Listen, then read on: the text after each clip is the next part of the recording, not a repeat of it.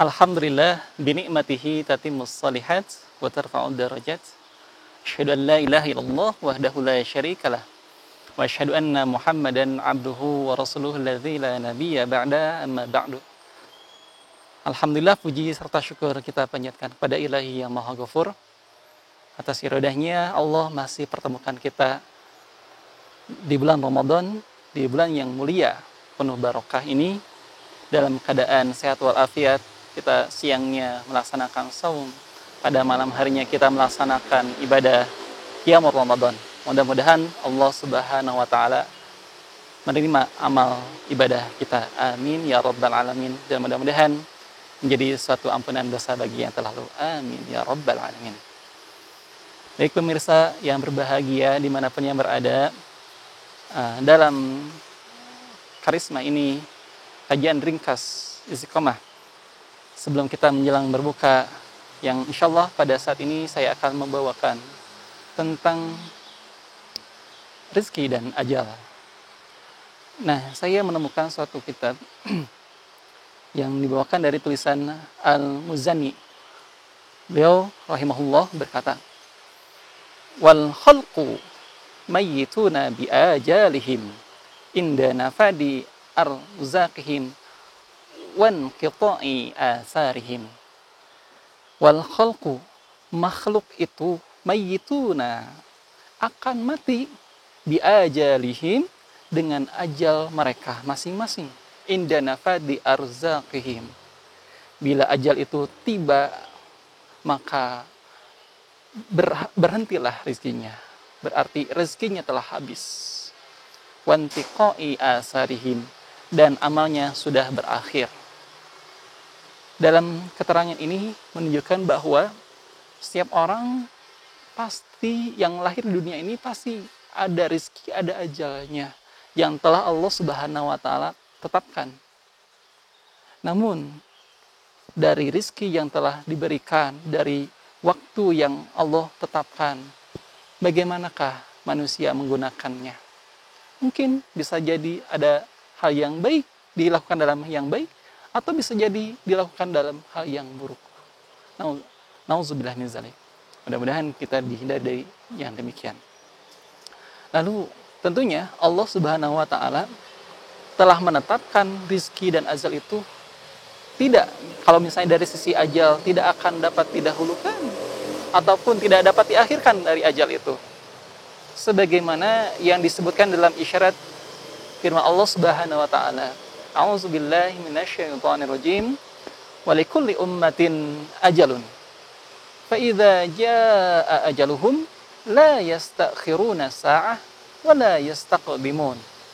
Dan bagi tiap-tiap umat mempunyai batas waktu, maka apabila telah datang ajalnya, telah datang waktu mereka, telah datang malaikat maut terhadap mereka, maka la yastakhiruna sa'ah, tidak akan dapat diundurkan sedikit pun, wala yastaqdimun, dan tidak dapat dimajukan pula. Surat Al-A'raf ayat 34. Bahkan di keterangan yang lain dalam surat An-Nahl, walau yu'akhidullahu an-nasa bidzulmihim ma taraka 'alaiha min dabbatin walakin yu'akhiruhum ila ajalin musamma. Jikalau Allah menghukum manusia karena kezalimannya, niscaya tidak akan ditinggalkannya di muka bumi sesuatu pun dari makhluk yang melata. Walakin, tetapi Allah menangguhkan mereka sampai batas waktu tertentu. Fa idza jaa ajaluhum la yastakhiruna sa'ah wa la yastaqdimun. Sama dengan yang ayat tadi, bila telah datang waktunya, telah datang ketetapannya, maka bagi mereka tidaklah mereka dapat mengundurkannya sedikit pun ataupun dapat mendahulukannya. Yang dalam arti ketika ada orang yang rezekinya hadir di hadapannya, jika itu rezekinya, ya itu yang Allah berikan. Andai kata bukan rezekinya, ya Allah, bukan dari ketetapan Allah. Contohnya saja, sudah ada di hadapan kita makanan-makanan, tapi ternyata makanan itu tidak jadi rezeki kita. Sekalipun makanan itu kita miliki, tapi nyatanya akhirnya makanan itu diberikan kepada orang yang membutuhkan dan dimakan oleh orang-orang yang miskin misalnya, maka itu tidak menjadi rizki bagi dirinya sekalipun ada milik bagi dirinya. Maka setiap yang dimiliki belum tentu itu rizki bagi dirinya, tetapi rizki yang Allah tetapkan, insya Allah itu terjadi, insya Allah itu termasuk miliknya. Maka kita pahami segala sesuatu pun, kita berada dimanapun, Allah Subhanahu wa Ta'ala Maha Pemberi rizki. Janganlah kita mengatakan, aku tidak punya rizki sedikit pun, tapi katakan kepada Allah Subhanahu wa Ta'ala, katakanlah kepada diri kita sendiri bahwa Allah Maha Kaya, Allah Maha Pemberi rizki terhadap hamba-hambanya. Bahkan hambanya pun, bahkan makhluk sekecil apapun, Allah juga telah tetapkan rizki baginya. Maka janganlah kita khawatir, janganlah kita bersedih hati. Lalu di dalam ayat yang lainnya tentang ajal pula, andai kata kalau Allah tetapkan seseorang berumur 60 tahun misalnya, tetapi ketika datang usia 60 tahun, tetapi 60 tahun Allah belum tentukan ajalnya, maka belum menjadi ketentuan bagi dirinya, sekalipun sudah 60 tahun. Tetapi kalau Allah sudah menetapkan datangnya ajalnya itu pada sekian tahun, maka akan sesuai dengan apa yang ditentukan. Tidak akan dimajukan, tidak akan dipundurkan. Itu Allah yang maha mengetahuinya. Maka sekalipun ada orang yang sakit, mungkin bisa jadi dokter memvonis bagi dirinya, mungkin tidak hanya beberapa hari lagi dia bertahan hidup. Tetapi jika Allah mentakdirkan, jika Allah menentukan bagi ajalnya, tidak pada saat itu, ternyata ini adalah ketentuan Allah.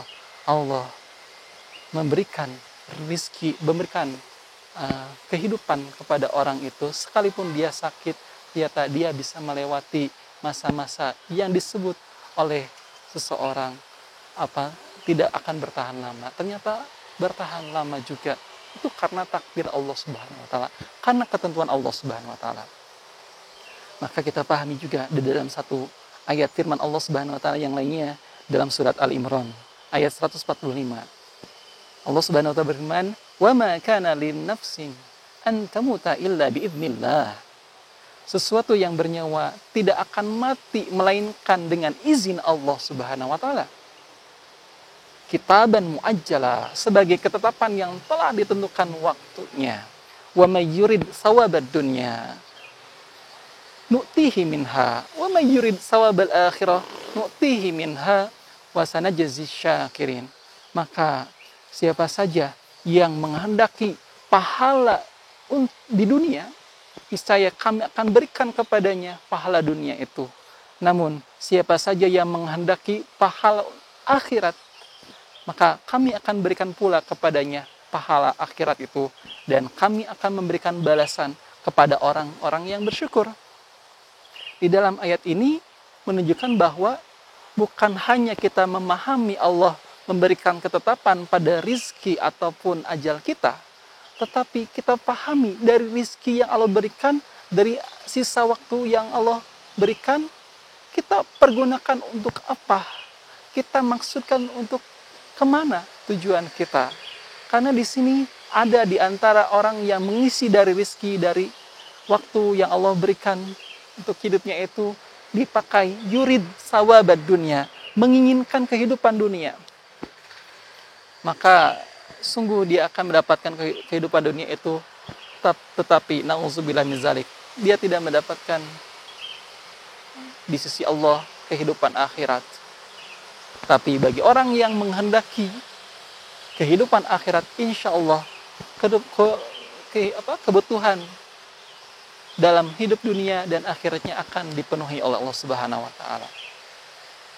Ini dari ayat ini kita pahami ternyata ada makna lebih, yakni ketika kita pahami bahwa setiap hamba Allah, setiap manusia yang lahir ke dunia ditetapkan rizki dan ajalnya itu atas kehendak Allah Subhanahu wa Ta'ala.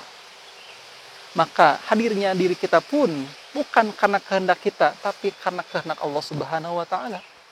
Oleh karena itu, apakah kita berkehendak menjadikan diri kita menghendaki kehidupan dunia kita, atau kita berkehendak agar sejalur dengan apa yang dikehendaki oleh Allah Subhanahu wa taala? Tinggal kita menentukan pilihannya itu, kembali kepada diri kita semua.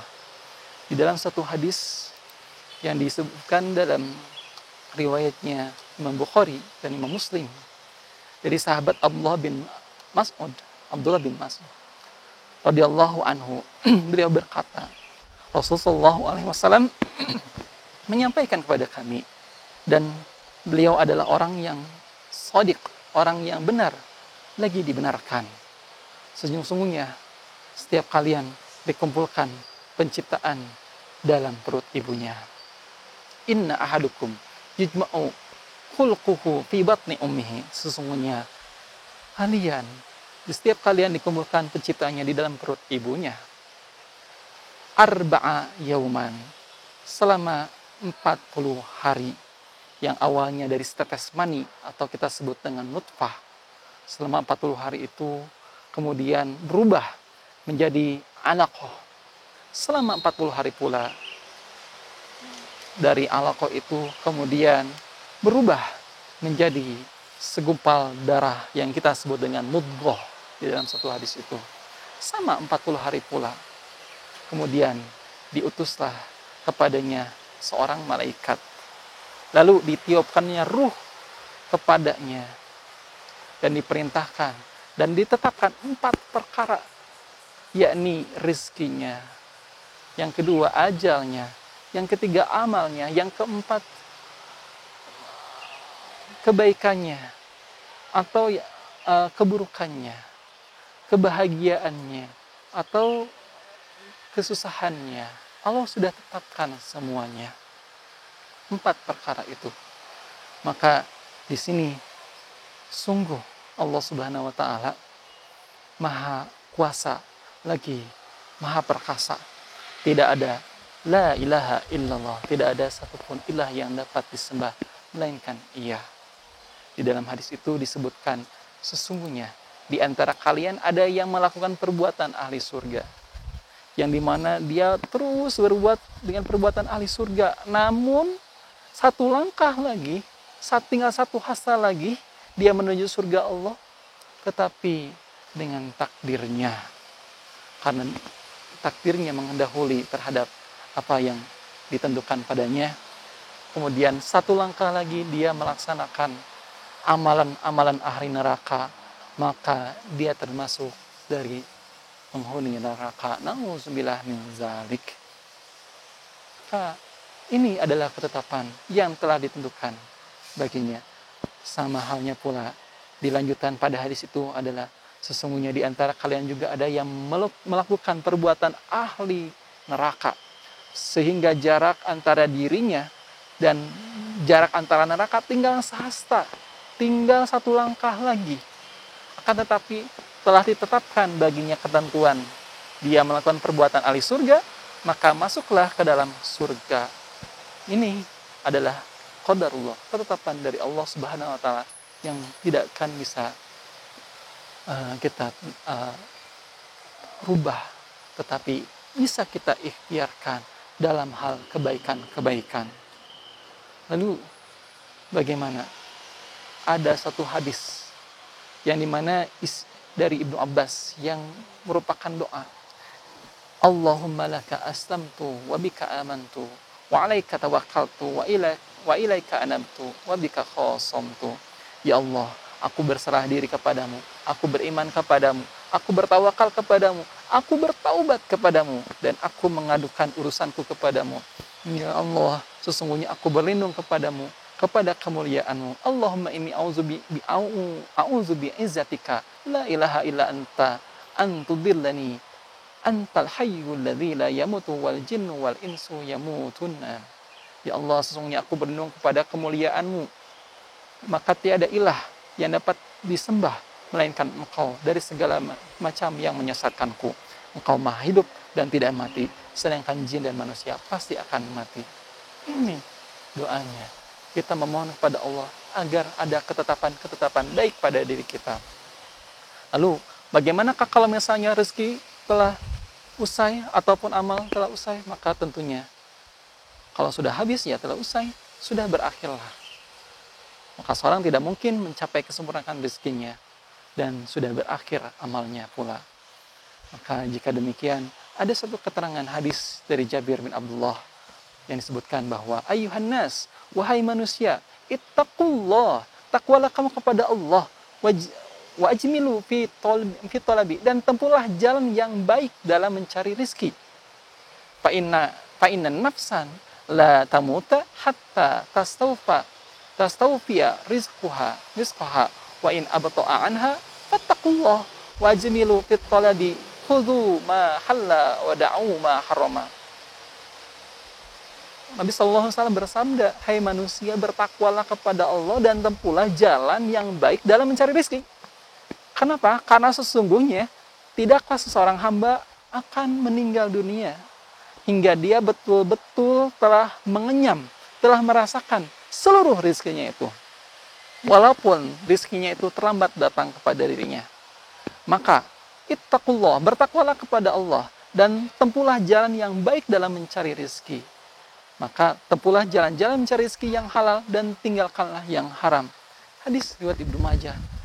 Hal ini mengisyaratkan kita, sekalipun Allah telah tentukan rezeki kepada kita, kita wajib untuk ittaqullah, takut kepada Allah. Ikhtiarkan diri kita untuk takwa kepada Allah dari setiap menempuh jalan hidup kita, agar kita selalu dihadapkan pada yang halal. Janganlah kita mencari jalan-jalan yang haram. Karena disebutkan, kalaulah andai kata kita mencari jalan yang haram, dari yang haram, maka rizkinya itu akan menjadi haram baginya. Akan menjadi daging yang haram. Maka andai kata kalau dia berdoa, bagaimana? Apakah akan dijabah doanya? Nauzubillah min dzalik. Oleh karena itu, sungguhnya Ruhul Kudus Jibril telah membisikkan kepada batinku dari sabda Nabi SAW bahwa setiap jiwa tidak akan mati sampai sempurna ajalnya dan dia habiskan semua jatah rezekinya. Karena itu bertakwalah kepada Allah dan perbaguslah cara dalam mengais rezeki itu. Jangan sampai tertunda rezeki, mendorong kalian untuk mencari rezeki dengan cara bermaksiat. Jangan sampai tertundanya rezeki itu karena ada terdorong diri kita untuk bermaksiat. Nauzubillah min dzalik. Bahkan bermaksiatnya itu kepada Allah. Karena nauzubillah min dzalik. Karena kenapa? Karena rezeki di sisi Allah tidak akan diperoleh kecuali bagi dengan yang taat kepadanya. Maka rezeki yang baik, rezeki yang halal, insya Allah akan menjadi ketaatan di sisi Allah Subhanahu wa Ta'ala. Oleh karena itu, bagaimanakah kalau misalnya kita sedang dihadapkan rezeki yang tidak halal? Maka kita berusaha untuk mencari rezeki yang halal tersebut. Sekalipun kita di wilayah yang haram, kita usahakan, kita niatkan diri kita untuk mencari mengais rezeki yang halal itu. Dan jangan berputus asa. Kenapa?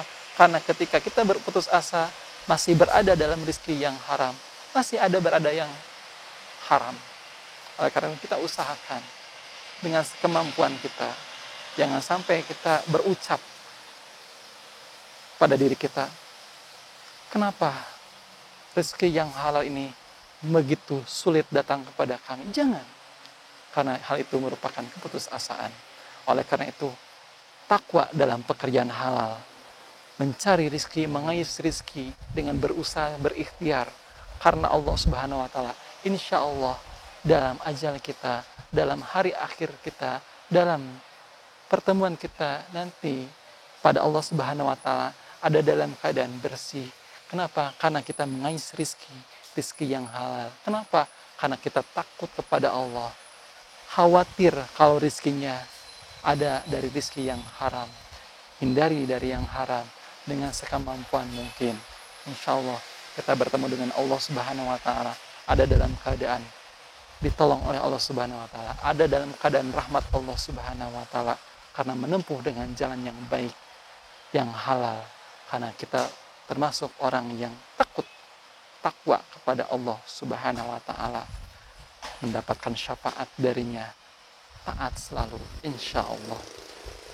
Baik pemirsa, itu saja yang dapat kami sampaikan tentang rizki dan ajal. Mudah-mudahan kita senantiasa berada pada rizki yang halal. Mudah-mudahan kita di akhir ajal kita dalam husnul khotimah, dalam husnul khotimah, penutup yang baik. Dan insya Allah, mudah-mudahan yang disampaikan menjadi suatu ilman nafi'an bagi kita semuanya, khususnya bagi diri saya sendiri. Ditutup dengan doa, Rabbana atina fid dunya hasanah wa fil akhirati hasanah wa qina adzabannar. Assalamualaikum warahmatullahi wabarakatuh.